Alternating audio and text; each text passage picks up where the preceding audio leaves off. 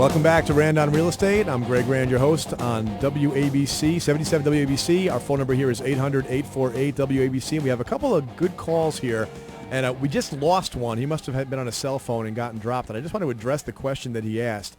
And that was, he said, why are you so optimistic about the housing market? With all the news that's going on out there, all the negativity, why am I so positive? And I just wanted to reinforce this message one more time for people who maybe haven't heard it before. It's American housing, okay? People like living indoors. People like living in America. This is the most fundamental asset class known to mankind. It is the most prolific way of building wealth if you do it right. And if all of your concern or lack of confidence or insecurity about the housing market is based upon what is done for the last few years, understand this was all explainable. Okay, we deviated from the right way of doing housing.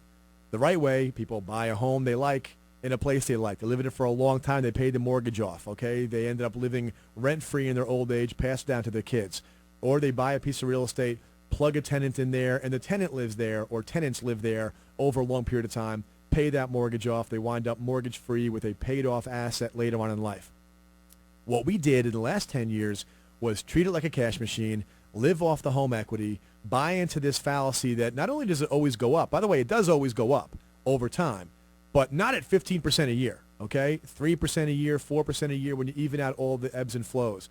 When we started getting used to this idea that it's like a tech stock, that you can double your money in 7 years in a real estate purchase, and when the banks started forgetting what they knew about all this and started giving away no money down financing for people with weak credit scores, all of that was basically us doing it wrong, okay? So don't throw the baby out with the bathwater. Go to my website. There is a course there for free for real estate investors. The first thing I do in the course is give you the historical perspective. I show you charts and graphs of housing cycles going back to 1940, all right? And when you see how it goes the same way, up and then down, up and then down, if it's too drastically up, it comes down more drastically. But when it all evens out, we've got a long-term trajectory of appreciation in housing that only gets interrupted when we mess it up and get too hot and too greedy and too wild, which is what happened during the roaring 2000s, okay, over the last few years. So you can have confidence, and if you're not sure you buy into this, take the course, buy the book, listen to the show, absorb this message, because I'm telling you, I'm right. I know what I'm talking about, and you're going to look back in 10 years and say, darn it, I missed another boom because I got dragged down by the bust. And we know these things follow a cycle. So I want to jump over to Pauline from Beach Lakes, Pennsylvania. Interested, had a good question for me. What do you got for me, Pauline? Okay, my question is this. I'm interested in a property, and it's a short sale.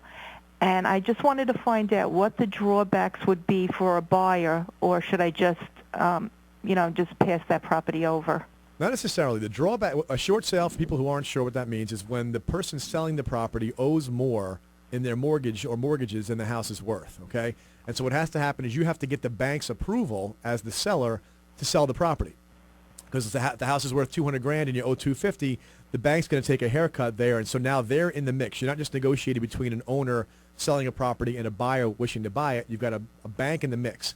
And the banks are busy right now with foreclosures and short sales, and so as a buyer, the drawback is you might wind up waiting months. You're likely to wind up waiting a couple of months just to get an answer, okay? If you can handle that, you have a major advantage because you could also get a phenomenal deal. So, Pauline, are you going to be moving into this place, and do you have a really tight time frame in terms of when you need to move in? No, I have an open time frame. Well, then investors love short sales, and banks like when investors buy short sales because investors say, I'll wait for you, bank. Here's my offer. Let me know when you can get it done. If you have timing on your side, you are an ideal short sale buyer. So the advantage is if you're the only person bidding on that property and the bank comes to the conclusion that, okay, this is what the market bears, you can get yourself a fantastic deal. So I would go for it. My question also is this. Would they negotiate on the price? In other words, if I submit my low ball, would they come back with a counter offer? Yeah, they're all kind of different. But, yes, if you come in, I would not come in so much with a low ball, honestly. From a negotiating perspective, going in and offering what is a fair – see, because they're getting bombarded with a lot of people who had the same idea, all right? And they can sort of stigmatize you as somebody who's not serious. If you come in with a reasonable offer on the low end of the range, you stand a chance of them accepting it, okay? As opposed to and they might counter also, but I don't buy into the low ball thing because that's a little bit of a back of the napkin, a back of the cocktail napkin business plan doesn't usually work. where if you come in reasonable, you stand a good chance of them maybe grabbing it, and you get a great deal then. Okay. All right. Thanks for calling.